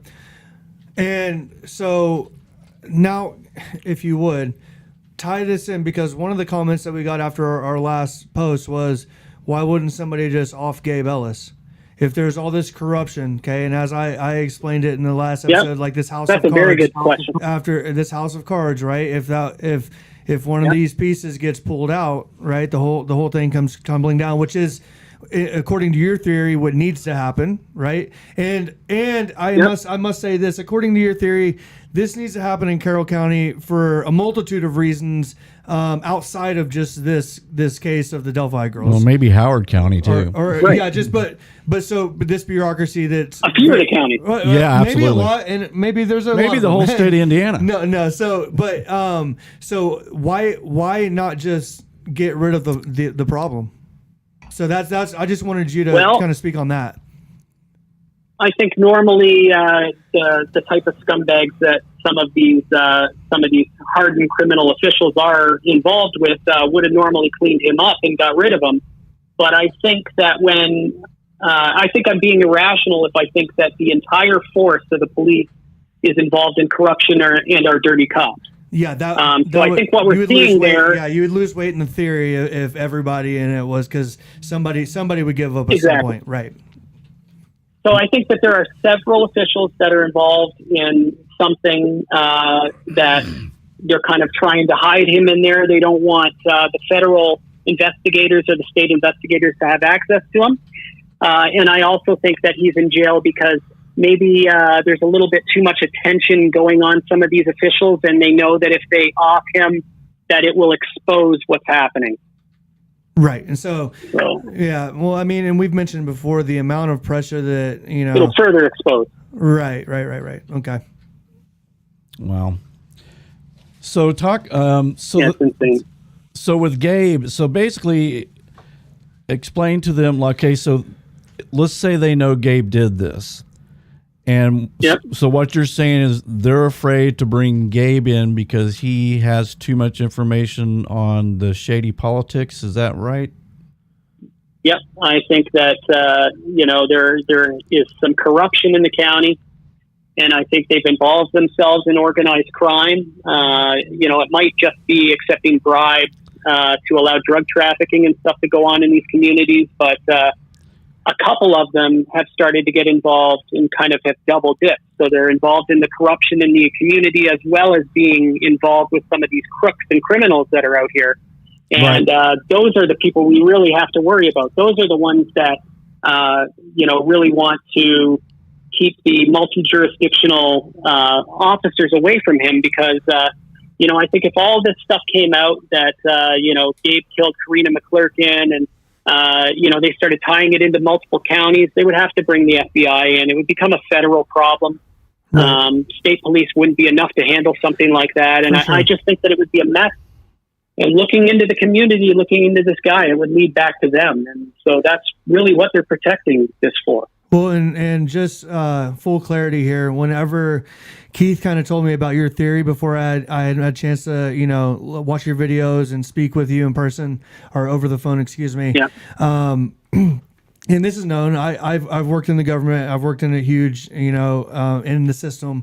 And so for me, I was like really looking at it from my perspective thinking, man, I'm not quite sure how this could go on. And then obviously that's vaguely thinking, right, some ignorant person as I am, or as I was, And so, but as I've looked into it more, I've talked with you and Keith and I've talked with many people about it. Essentially, what you're saying is this could start off as something very small, right? So, like maybe a police officer accepting, the 10% you talked about. 90% of the time, they're doing great work, but that 10% of the time, they're letting somebody like Gabe Ellis get away with something. At the same time, I think it's important that we tie in your real estate information, if you don't mind, because the way I was able to wrap my head around it is if Keith is assessing my property and he assesses it at a very low rate, right? And I benefit from that, and I give him a little dough on the side, okay, for me having not to pay taxes on my land, right? And then when I go to sell it, I make $200,000. I give Keith $50,000. I don't know that Keith's involved with this scumbag on the other side of things, so maybe he has dealings with this guy, and then that guy does something really, really bad. Both of us are tied to him in that way. So what you're saying is there's in this house. It's a domino effect. It's a domino effect. Absolutely. It makes perfect sense. There's a hierarchy to it. Listen, that stuff goes on here too. I mean, basically you have some meth groups around here. They pay the cops a certain percentage. Just, hey, leave us alone. Let us do our business. And we'll give you 15% of what we're making. That goes on all over the country. So I could see that happening. And I do see Garrett's point is, I can see a politician, he's getting a little money here and there, like, hey, cool. And then all of a sudden 2 girls die, and now maybe I could go to prison. Well, and here's the point I made too, is that maybe because again, we talked about how, I've dealt with like land and properties and things of that nature. Yeah. So maybe me as the local, and we're talking about, these aren't like congressmen and senators, like, nationally. We're talking about like, somebody on city council here, somebody here and there. Right? City politics. And but maybe it's legal. Maybe what I'm doing, what I'm benefiting from, I've been able to, in legalese, on the paperwork, make it legal, and or maybe we forged some documents and we're able to slide those through because we're dealing with a lot as a small community. And so it's not necessarily illegal, but once people like you, Matt, start digging into it in the manner that you have, then it becomes scary, right?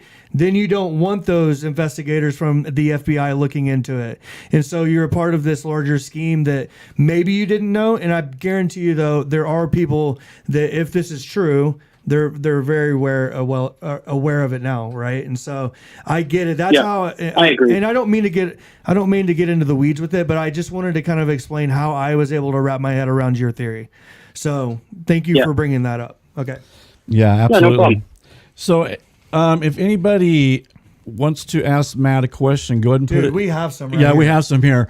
But I think also I could maybe try a phone call and put it on double call. But of course, you know me, I could screw that up. Dude, you will 100% screw that up. You're right. You're right. So let's can I take a question real fast? Absolutely. Okay. Go ahead and do it, man. Do it. Sir, Keith, Keith, you have my permission. Father-in-law. Okay, so hey, Italian in Laguna. thinks that the BG is left-handed. Do you know by chance, since you know much about Gabe Ellis, do you know by chance if he's left-handed? Why would they say that? I've heard.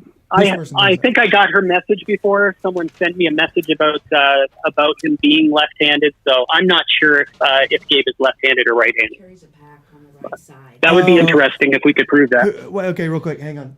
Who carries the pack on the right side? Bridge guy. Bridge guy carries the pack on the right side. Well, wouldn't you put it on the right side if you're right-handed? Oh, interesting. Well, that's just an interesting take. That's yeah, interesting. I think I would. Yeah, I definitely would. That looks like to me because I know some of my uncles. I don't wear very many fanny packs. Well, you know what? What that actually is because some of my uncles hunt and they call it a deer satchel. I got it. Yeah. That's a deer sack. Yeah. They don't call it. Yeah, they'll pop you in the face if you call it a. I'm like, hey, Uncle Ricky, I love fanny your fanny pack. pack, A deer bro. sack? Yeah, you call it a fanny pack to some of my uncles, they'll knock you out. Well, no, I will tell you, it's a deer satchel, buddy. Did you know I actually asked Cass for a fanny pack for Christmas? Did you really? I want one. Why do you want a fanny pack? Well, because I lose. I'm like you. We lose things all the time. I thought You don't want a fanny pack. I want a fanny pack. Hey, okay. Here's another question. I think it's a really good question. Is there? Pam, while you're handwriting, I love it. Any religious bent to the case? That's a quote. Yeah, I don't. Okay, this is a quote. That note has been handed back 4 times. I don't understand what it means, but go ahead and read it. Okay, well, is there any? And it's from Doug Carter. No. Oh, no. I'm sorry. It's not from Doug Okay, I know Carter. who Doug Carter is. Okay. Insinuate. Oh my God. Yeah, No, Doug no. Carter's in the chat room, Matt. By the Okay, way. it's another. Hey, it's okay. That would have Listen, been terrible. it's another. Okay, it's another YouTube a YouTuber's theory. Is there? Do you know of any religious? I will say bend on the case. Do you mean like Like, did Doug- ritualistic? Religious what? Did Doug Carter insinuate that there was a religious bend to the case?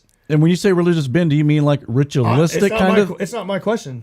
I just thought I'd throw it at Matt and see if he's heard anything like religion. I mean, go for it, Matt. Let's just That's for say you, buddy. maybe they meant. I'm not answering the damn well, question. when they say religious bent, I mean obviously we know that wouldn't be a Christian. So maybe he's saying is it like some type of ritualistic occult thing? Right. Well, it's kind of interesting that someone brought that up because apparently in Carroll County, there's a bunch of people who kind of get together and worship Odin, kind of that Viking religion. Right, for sure.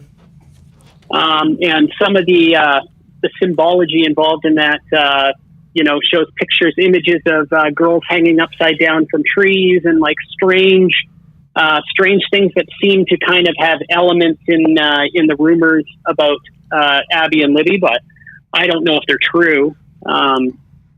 But it's interesting that Odinism is in Carroll County like that. So Matt, I haven't had that in Canada. So Matt, do you believe the leaked Erskine text are these legit? You think, or do you think someone made these up? I believe that those are legit texts. I think he regrets leaking that information, probably.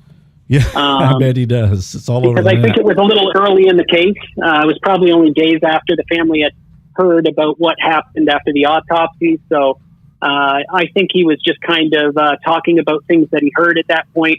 And there's a lot of truth in it because, he's right there with his family.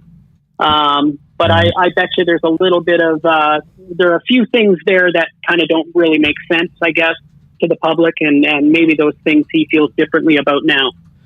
Yeah, one thing, and I think we talked about it yesterday, but we didn't get, my listeners didn't get to hear our talk yesterday, so I'm going to ask it again. Yep. And one of those text messages I was told, and again, this is just all speculation, is that Abby was laying on her back with her hands posed over her chest, and then another few texts later that said it looked like Abby was trying to get away. So you would think they'd be on their stomach. So which is it, and what does that mean exactly?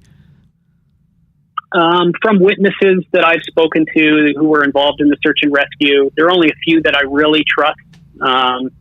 And I've been told by all of them that Abby was resting against a tree and had kind of slouched to the right of the tree. Okay. She had her hood up over her head and her hands were kind of sitting in the lap, but she was propped upright. Okay. Gotcha. So, and there are rumors going around that they say that Erskine said that she had crawled away from the scene and stuff, but I think there's a misunderstanding of the text. If you really go back and look at them, it's the person who texted Erskine that made that claim. Oh, And okay. I think he corrects it. So it's like Gotcha. it's kind of out of sync. Right. So one text might be in the wrong spot. But I Right. think he corrected it by saying it's not like that. She had her hood on and had her hands on her lap. I think that was him explaining exactly what he saw happen to them. Right. Well, that makes sense. Okay, another question we have from Sandra wants to know, what was Gabe Ellis's alibi for February 13th and 14th? We will never know until this case comes out and there are connections. I think that there are certain aspects of Gabe's current charges that seem to be sealed. There are things, if you go in the records, you can see that they blocked out the release of certain aspects of his case. And I wonder if those aspects are connected to Delphi in some way. I bet you they are. Gotcha. Okay, so do we have any other questions over there, Pammy? Miss Pam? God, we have so many. Where are they There's a at? stack of them. Where? Have we asked all this? Yeah, we have it. Keep going. We're good. Yeah, okay. Okay, let's see. We talked about him being left-handed. Started out rough, but we're good. It did. So, okay, is Gabe Ellis, is he in jail or is he in prison? Is he waiting his trial and sentencing? He's in Howard County. I'm pretty sure because he's serving 12 years, he's probably in a prison. Okay. There's been a little bit of argument as to where exactly he is.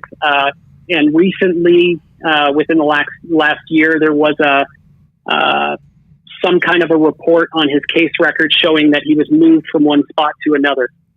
So, but it doesn't specify where he was moved to. So, Yeah, and I've got just a statement here from Truth and Justice saying that Ellis has snitched and his sentence has been reduced because of that. Have you heard that? that's probable too. Yep. I've heard from many people that he's a paid informant. He's been that way for years. All of them kind of, they don't really work regular jobs. So this is how they make money. They get busted doing crimes and they cooperate with police and they lie and make fake alibis and do all kinds of stuff like that. So it's very probable that he did cooperate to get a lesser sentence. So in the charge he's doing is basically he's a felon and he was caught with a handgun and they Yes. They did away with the other charges, and that's the only one he's facing at this moment. Is that right? I think when he was caught, he had meth on him and some weed or something, and weed was still illegal, obviously, there. I don't know how it is now, but I think he got some of those drug charges as well. And, obviously he was on the run, so they pinned him for all kinds of little things. But the ones that would have really put him behind bars for a while, if the family would have pursued them, would have, at least doubled his sentence. Okay. So if we're going by your theory, if let's say the DNA matches Gabe, we'll just pretend it did. Sure. Are they going to sweep that under the rug so we don't bring Gabe in because he knows too much? See, that's the thing, right? Like some people come to me and they say, well, Gabe's DNA would be in the system. Well, if the law enforcement is running and obstructing the case from the inside and is involved in corruption in this sense, we're not going to get that information anyways. They're going to do their best to hide that.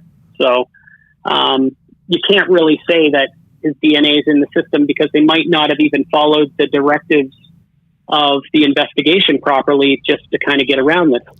Right. And going back just for me, I remember, and please correct me if I'm wrong, Sheriff Lesenby first said whoever committed this crime is not in the system. Now, would that mean also they would not have this individual's fingerprints? And I would think they would have Gabe's fingerprints, wouldn't they? Well, I think that's what he was kind of implying. They've never fully admitted that they have DNA, so I think he would have been talking about, the fingerprints or something that the killer left there that kind of should have identified somebody. So he definitely wouldn't have talked about DNA publicly. Right. They've never really said that they have it or they don't. So yeah, I think didn't somebody slip on one of the deputies slip on that and accidentally said that they did have DNA. And also, I know that someone tricked them. Yeah, and another thing, I'll bring up Michael Catt because he has said that somebody suspected him of being the bridge guy, and an officer was sent to his house to collect DNA, And he told him, no, you're not getting my DNA. And by the way, thank you for letting me know that you have DNA.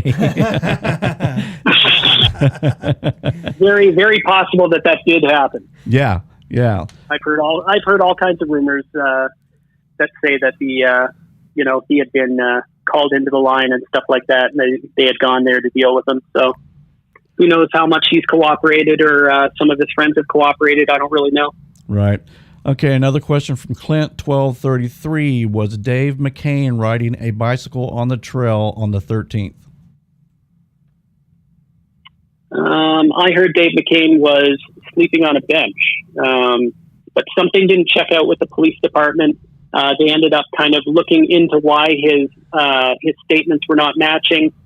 And when he was questioned about them, I heard that he got upset and was offended that they didn't believe him. And he refused to give DNA as a result. So if that's the case, then they got a buddy system going on there. And, it's just very unfortunate that the case is going to be stalled over something like that, Can you, for me and the audience, can you just speak on this Sure. Dave McCain, him as a character into this theory, and why that's even important? Well, Dave and Dan McCain, obviously Dave was one of the witnesses who was involved in the first sketch. And he was supposedly on the bridge on the day of the murders, at the time when the murders were supposedly occurring in the woods. So when Derek arrived at 3:15, he was walking up the trail and ran into flannel shirt guy Dave, and Dave directed him away from the bridge in that moment, saying that he didn't see anybody down there and that they're possibly the opposite way. And so there have been a lot of people who have said that was him kind of not kind of turning people away from the investigation, Obstructing and derailing. Yeah, And he was kind of making sure that Derek didn't go down there or something. And what's his place in the community? Does he have any?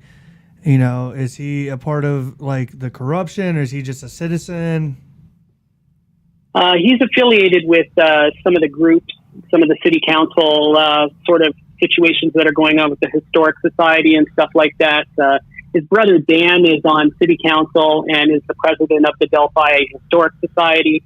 So they're kind of pillars in the community in that sense.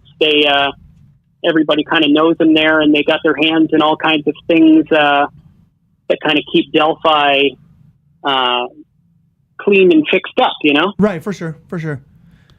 Someone said that Dan McCain, or I think is his name, was drunk and sleeping on the bench in the chat room. Dan McCain was? Or Dave McCain, I'm sorry. Dave. Yeah, probably was drunk and sleeping on the bench. Yeah, that's a rumor. Yeah, that could be a local. They may know. Okay. It's pretty strange, though, to be, dozing off on a bench in 40-degree weather, though. That's a little bit weird, but that's a good point. I didn't think about that. That's a very good point. So I guess if you're drunk enough, I fell asleep. I fell asleep in some weird places being drunk. So, Matt, this is my question. So, there apparently that place is a big place for people who get together and cook meth or party with meth. Oh yeah. And okay. Yeah. So, God, you sure wouldn't. Yeah. Down at the Monon High Bridge, you mean? In that. Well, what's that park called? Because I'm tired of calling it the park. What's it called exactly? I know it's the Monon High Bridge, but it's the Monon. It's the Monon High Bridge Trail. Okay.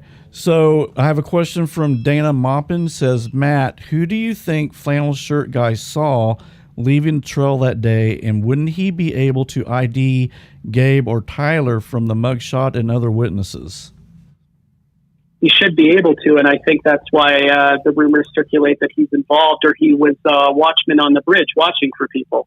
Yeah, rumors have kind of persisted over the years that that's what was going on. He was involved in kind of turning Derek around when he was walking towards the woods, and there's just a lot of really weird things that kind of have made his name persist all the way until now, Yeah, and if it goes with your theory, it doesn't matter what evidence or what eyewitness account happens. They're not going to bring this guy in if he could make the whole house of cards fall. Exactly.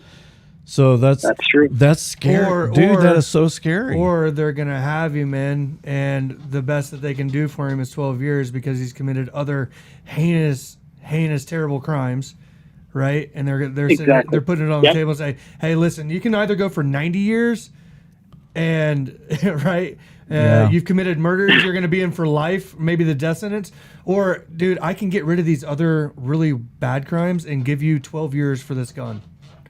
Yeah, I mean that seems way more plausible, right? Yeah, and how horrible is that for Libby and Abby's mom? You know, well, for sure, the family. But for because they're not only they're not getting justice, but they're not being told who actually killed their little girls. 100%. Yeah. But and that's the worst part about all of this is that the families are sitting here, 3-4 years after what happened, and they only know a tiny bit more than we do. The police haven't really cooperated and released information to them either. They've been given non-disclosure agreements over even the way the bodies were released to the families. It's just absolutely ridiculous. Well, and I think that it's also important. That's one reason why you were really excited. Well, I think you're excited. I was excited to hear you say that you thought the feds were involved at this point. Is because my thought was like, there's going to be some FBI agent who's going to be like, I don't care about your stupid Carroll County real estate dealings. I don't care about this meth head that committed this crime. Like, I'm going to dig into this and I'm going to figure it out because this isn't going to be on my plate, right? I want to get justice. Well, and that's the thing. Normally, when the FBI, like a lot of people think that they're going to call the FBI and the FBI is going to, investigate a murder. That's not what they do. They kind of oversee the investigations of the United States, and they operate in the states to kind of work as people who represent the federal government, in the investigative sense. And so when things aren't adding up in these communities, the FBI ends up often getting involved. And while they will look into the murder and stuff, there are plenty of other things that they're kind of also looking into at that point. It isn't just going after the murderer. I think the murderer is very important. It's important to us. We're looking at the case from the side of the murder, but I think the feds are looking at something a lot bigger than that. And the murder is just kind of under an umbrella. Right. But also, as per your theory, that's a step in the right direction. Right. And hopefully your hope is that eventually the checks and balances of a democracy will click into place and the dominoes will start to fall. Well, and that's my hope. I hope that in doing our group and getting some of these locals involved in the investigation, that some of them will finally start to feel like enough's enough, and that they want this to end, and that they will start to go public with it, and they will force the state to look into it. Boom. Like, we got a petition out there. That's all we want. Right. Yeah, Matt, I got another question. Somebody asked, sure. Do you know anything about a young man who had truck trouble on the side of the road and was possibly maybe questioned about being involved in the murders? I don't think he was questioned about the murders, but I have heard a rumor that there was a young man who was waiting next to a truck that had broken down. And when someone asked him, hey, what's going on here? He said that he's waiting for his dad and that everything's okay. I don't know if, how to even verify that or without seeing the case files and stuff. So there's a lot of little things like that it's just, we hear it. And, in some cases, we hope it's true that people are getting looked into and that that's the case. But it makes me wonder when you hear all these rumors and there's no way to verify it. Right. Hey, I've got a question for you.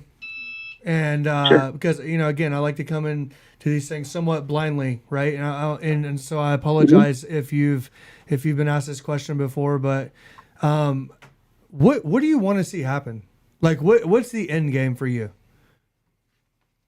The end game, like in your movie, like in the because you put. I was saying being investigated and solve the crime. Well, I know that. I know that, but I'm saying Matt has put an exorbitant amount of work into his theory and what he's done. Yep. And I think the ripple effect and maybe that something's going to happen eventually, and through your work, I think that even us just sitting here having this conversation thousands of miles away. So for you, putting all this work into it, like what movement would you like to see? I guess is the question. What, like, if you could see something happen next week, like movement wise, of course, we all want to see the investigation closed. We want to see this solved. But for Matt Sullivan right now, what movement would you want to see?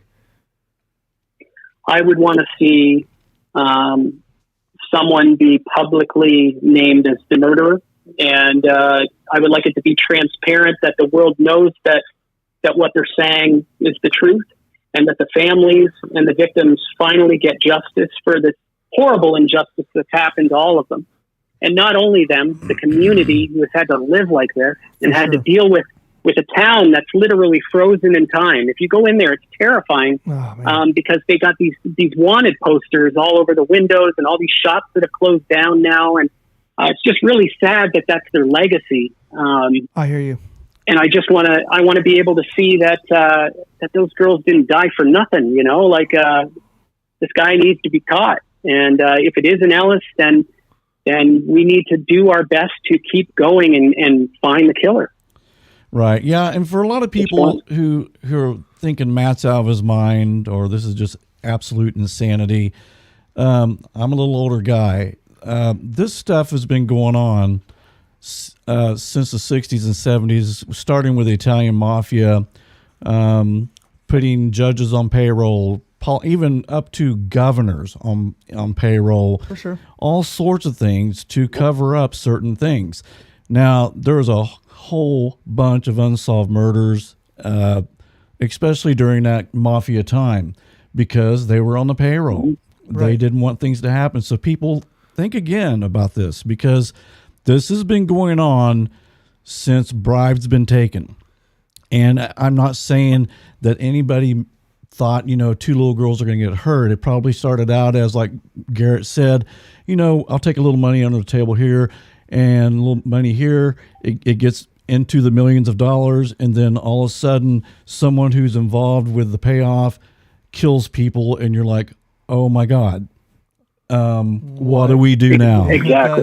What do we do now? Yep. So this is not this is something everybody in the chat room, it's very possible, because this has been going on for 50, 60 years. Well, and we're a discussion platform, man. And I'm not saying that even the politicians wanted this to happen, the law enforcement, I'm not saying they wanted these people to happen, but when it comes to livelihood, you know, on the table. Their houses that are paid for by this money. It's about legacy, my friend. It's about legacy. Yeah, exactly. And, you know, a lot of the people that are affiliated with the corruption that we believe, these are families that have created the community. If you look into the history, the genealogy of Delphi's establishment, there are several names of these families that were, you know, very, very important to the development of the place itself. And, you know, they've just been generation after generation affiliated and getting put into these categories as public officials in the community because their families have 4 generations there or something, you know? Yeah. And it's put everybody at risk. It's put them at risk. So that's I think that these discussions are important. This is an unsolved case. God forbid somebody has a theory that they put a lot of work into, right? And that we can't have a discussion about it for naysayers if they're out there.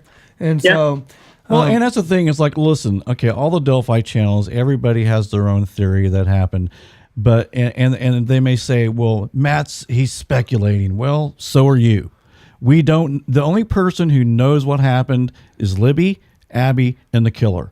Right. We are all guessing at best. And if Matt has a theory, then by God, he should have a right to talk about it, just like everybody else does. For sure. and And that's the thing. That's the thing. I want everybody to know that I'm not just out there creating havoc and trying to destroy the case or trying to put people at risk.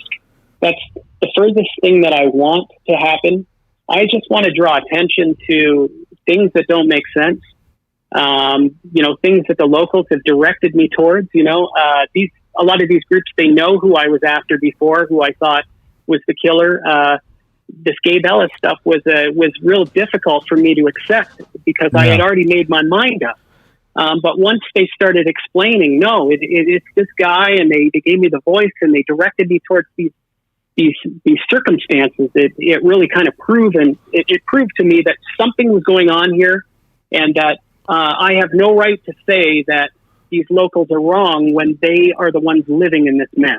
For sure. And so that's why I went forward with it, right? Yeah, well, I mean, I even looked at some county records that very suspicious It's looking. ridiculous. It's absolutely ridiculous. I mean, I'm not even going to, I don't want to get into it because then hey, and just we'll get since we're on this right now, okay, and just because at the end of the day, our I think the message from our standpoint is that credible. I mean, what were they? Compelling theories, channels, everybody moving in the right direction.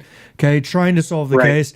So, Truth and Justice Channel, they asked Matt. They said they had to. I'm just going to say they had to apologize to Becky and family, and they asked if you'd be willing to apologize. Would you? It says at Matt, would you apologize to Becky and family? I had to, and I did.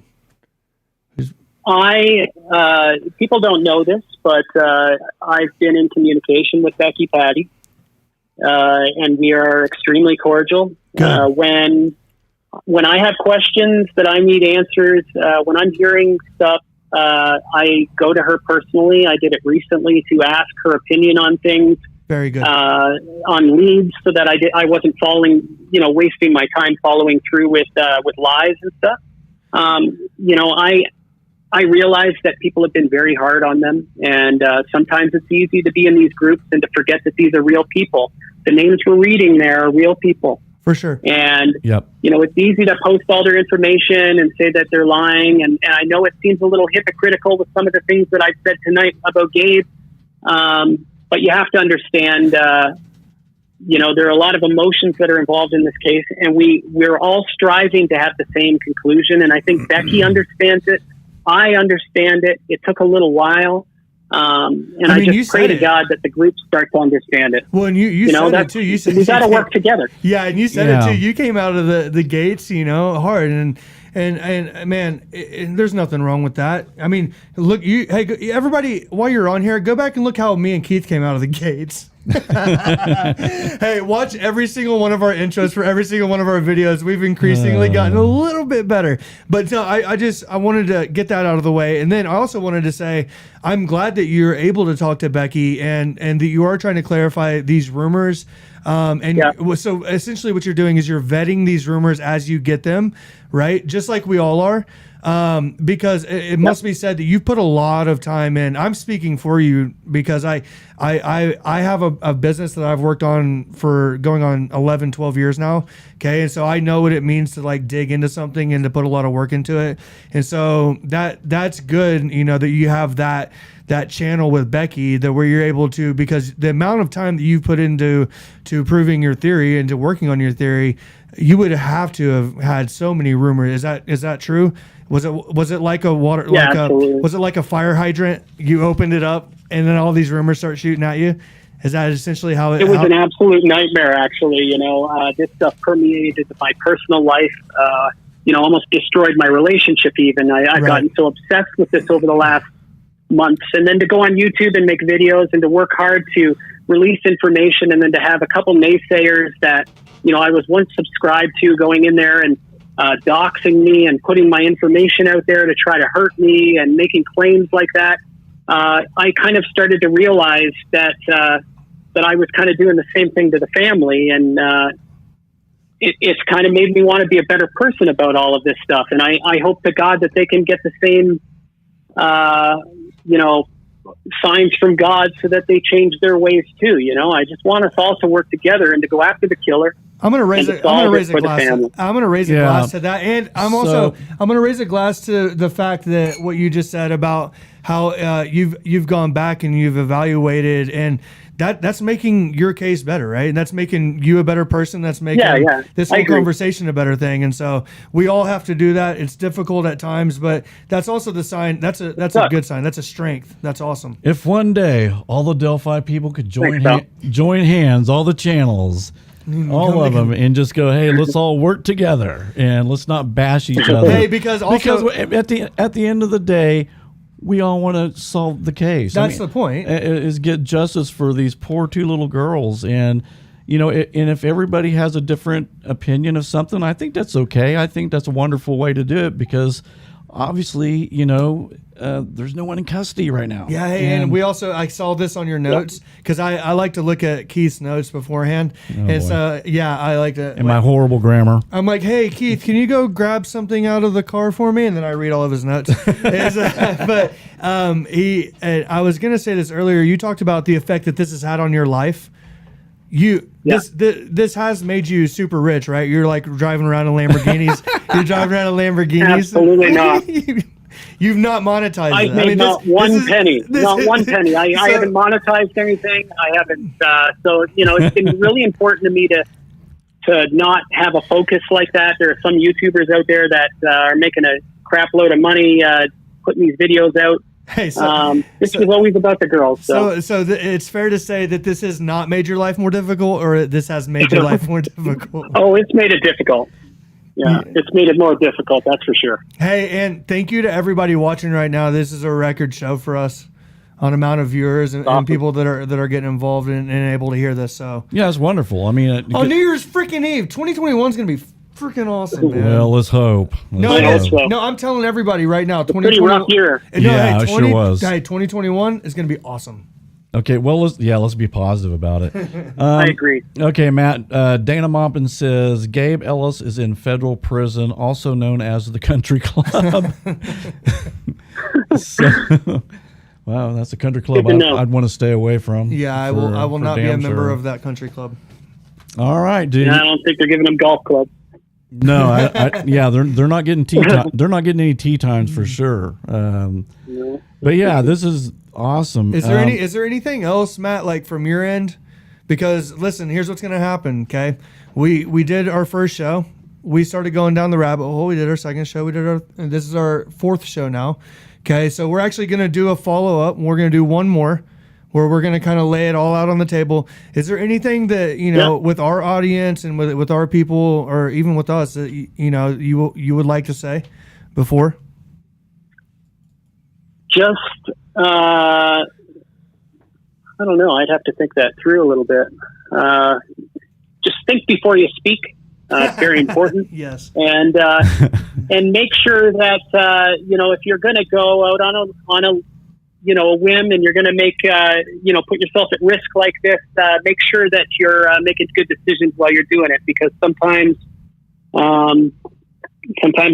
those decisions come to bite you, and we got to be careful not to insult people online. It hurts people. Yeah, for sure. Yeah, it does. I mean, again, like what I was saying is just everybody, God, man, let's just be respectful to everybody and let's all just get along, right? Yeah, for sure. So we're all friends, I'm always reachable. I've made myself totally reachable to anyone who wants to contact me. Hey guys, Matt's been a pleasure and been an open book for us. Yeah. Thanks, buddy. You forced me to use a different part of my brain to look at this case, so I appreciate that. Yeah, he was very skeptical. Cool. He was very skeptical of you, Matt, when we first started this. Yeah. And that's my position. And that's good. Yeah, I'm not taking anything. That's a good thing. I'm not. But that's a good thing. That is a good thing. If there's BS, it should be called out. Right. So absolutely. Yeah, I never have a problem if someone goes on my YouTube videos and says, this doesn't make sense or whatever. We're all learning. I understand that I'm going to make errors. I don't pretend to know all the answers. Sometimes I speak a little bit matter of fact. But there's nothing wrong with that. I'm just trying to get a point across. For sure. Absolutely. Dude, we appreciate your time this whole week that we've been preparing for this. Yeah, thank you so much. Yeah, it's great. Matt, you've been no problem. You've been very open, answered all my questions.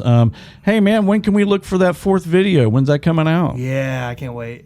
I try to put a video out every 3 weeks. Okay. Or so. Hey, and you do a good job at doing those, man. Yeah, I'll be out in a couple. Yeah. Yeah, those videos. Thanks, man. I just learned to do it actually about a month ago or a couple months ago. So, they've been hopefully getting better as I release them. And that creepy music you play in the background. Yeah, I know. It just adds to it. That's awesome. Well, man, I can't. Do we have any more questions, Jamie? No. Hey, No? I think what we can do, we could take calls after it gets off. I mean, if you want, it's up to you. Yeah, after we let Matt go, if you guys want to call in, because Matt, hey, Happy New Year, brother. Happy New Year. Thanks, And pal. All right, man. Happy New Year, Year to everybody. one day I'll figure out how to get 2 phone systems going here. Well, what my plan was, and one thing, if maybe one of you guys out in the chat know how to do this, I'm new with the OBS, and that's what I'm running.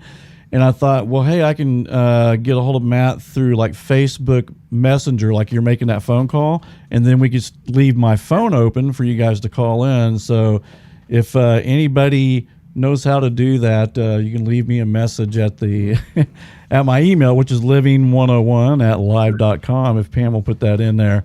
I haven't figured that out, but that sure would make things easier. And that way Matt could answer, well, not just Matt, but anybody we have on, they could answer calls. But and I'll look over the comments and I'll answer anything too. Cool. So if you have Perfect. questions that you want answered, just post them there. Nice. Believe me, Matt, there's going to be some comments. Have a good night, Cool. dude. There's gonna- That's all right. In fact, I'll let you handle those. Yeah. So- Thanks, dude. But anyway, Matt, you have a wonderful New Year's, and let's pray that today will be the day, and Yeah, absolutely. that something gets done for these 2 little girls. It's so sad and it's so horrible. And one other thing I wanted to ask you, Matt. I mean, and I don't know, the locals may have said something to you about this, but is there going to be a 4-year press conference on this, or do you think it's only going to be if they have? I bet you that they're going to do it. People were very upset that they didn't do a 3-year, so I'm sure that they'll come out with some kind of update. Yeah, they almost have to, don't they? I mean, I hope so. Yeah, or maybe just release a little bit more evidence or something for people to go on. Yeah. Yeah. Well, Matt, thank you so much, man. It's been compelling. I love your videos. Thanks, I love what you're doing, and like I said, it's awesome, dude. Keep up the good work, man. Keep up the good work, man. Thanks, man. And you Good to make friends. Oh, absolutely. It's like I told you the other day. It's like I made a cool new friend, and it's all good. Yeah. All right, brother. Well, you have a good night. You too, pal. Okay. See you guys. Okay. Bye-bye. Okay. That was Matt Sullivan. Wow. The phone is free now. If you wanted to call at 205-730-6441. Hey, why is it not? You used to be able to put it on the screen. What's wrong? It is. It's right there. Oh, I'm See, it's right. I have to point like this. Oh, my hand went right through it. Yeah, but anyway, if anybody wanted to call, and it's fine if you don't, that's at 205-730-6441. Wanted to say, hi, Ivy Push, it's good to see you back in the chat room. Very knowledgeable, and thanks a lot of you guys for showing up tonight. Hey, so really quick, Keith. Yes, sir. While we got him, before we start getting a flood of phone calls. Oh, yeah, because the phone will start ringing. Oh, yeah. Is, guys, for us, guys and gals, for us, okay, this has been a discussion this entire time, right? Yep. Every episode we've done, it's always been a discussion, because if you look at what Afterlife is about, it's about what's unexplained. Okay, and we're looking for answers. We're starting a discussion, and we started with the Delphi thing. If you watch our videos from 1 through 4, you'll see our own evolution, right? And we've come to know certain concrete understanding of exactly what happened, just like everybody else. Okay, so what's going to happen is in the last episode 5 of Delphi, is Keith and I are going to kind of give our closing arguments. We're going to lay out everything that we've spoken about on the table. We're going to open up the phone line. We're going to have the chat room going, and we hope that everybody can kind of get involved and be a part of that. And then we're going to move on to something. I don't think we should give it to them yet. I think it should be a part of our Facebook page. I mean, and subscribe. Yeah, make sure you subscribe to the channel and hit that like button and leave some comments. And make sure you come to that last episode, because it's going to be awesome, dude. We're gonna do one more episode on the. I mean, when Garret and I put this channel together, for some of you guys who are just new, I had a lot of paranormal stuff. I know people think that's nuts, but I had a lot of stuff happen to me from time I was 15 until about my 40s, and then it kind of stopped. And I didn't understand a lot of it. And I told Garret, man, I'd love to get a community of like-minded people, and then we could discuss, ghosts, spirits, whatever it is. Aliens. UFOs. Bigfoot. And I'd like to have a discussion about reincarnation one day. And I'd like to know what people's, that big question about what happens to us when we die. That's to me is you know, I mean, I know we don't know, but we can, like the case, we can speculate. We can speculate. But I've always been into true crime since I was a little kid. I mean, since I've known you. Yeah, I mean, I was 10 years old. I read Helter Skelter, and you had great parents. Yeah, you really do. Well, yeah, I mean, but it's funny. It's like something I would let my 10-year-old read. Yeah, they didn't. You know, well, they didn't. We play Call of Duty every night. They didn't care.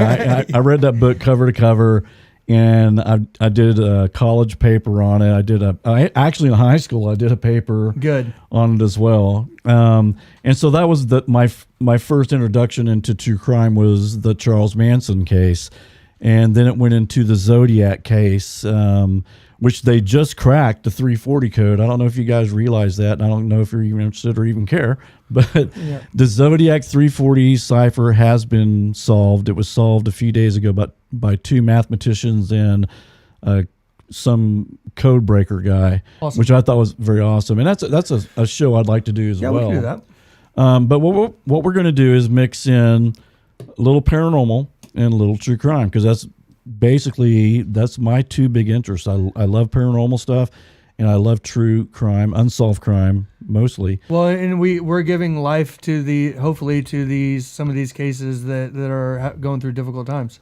So life after life. There you go. Yeah, life after life, and that's why I did add in my introduction or the unexplained, and I kind of put in the unsolved true crime with the unexplained because it's not explained. Right. Like the Delphi killings, it's unexplained. We don't know who did this. Nope. And the Zodiac killings, like I said, so there's going to be a lot of true crime, but there's going to be some paranormal, because I still have a lot of fans who are actually getting upset with me, going, "Why are we spending so much time on crime?" We'll be back.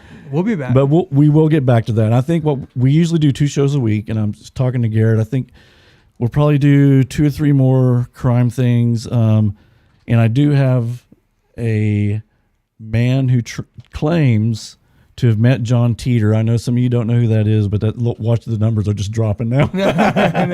As we start talking about paranormal, okay, later. But no, but he claims he met John Teeter, who was supposedly a time traveler, like on Art Bell's show, or Art Bell talked about him. And he was given one of the time machines that John Teeter owned. It was a lower grade model. I don't know what that means. Good luck. You can only go back to the 1800s in this one. Yeah. I hope you like 1994. Yeah, exactly. But he claims he has traveled in the future, and he's claimed he's traveled in the past. So I thought we may get him on. That'd be kind of very interesting. We shall see. Check out our Single 7 episode. If you don't believe it, if you're listening to this just because you're interested in the Delphi case and you don't believe in time travel, if you think I'm a skeptic about this, I was super skeptic about time travel. Hey, listen to our Single 7 episodes. We have 1 and 2. Just listen to the Single 7 Art Bell episode, please. Yeah, that's crazy. That is crazy. But anyway, listen. Hey, wait. Single 7, if you're out there, please look me in the eyes right now. Contact us. Yeah, Single 7. If you're out there, we'd love to talk to you. Thank you, everybody. But anyway, thank you so much. I know it's New Year's Eve, and it's so cool of you guys to come out here and spend the evening with us. We had a great time.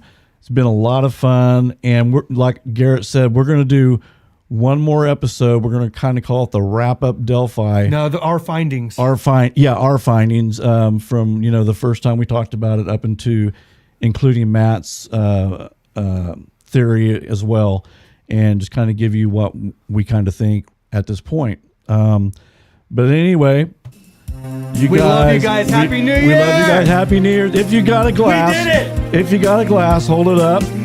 And let's please wish to God. 2020 was great, but 2021 is going to be freaking amazing. 2021 will be a way, way better year for us. Let's hope so.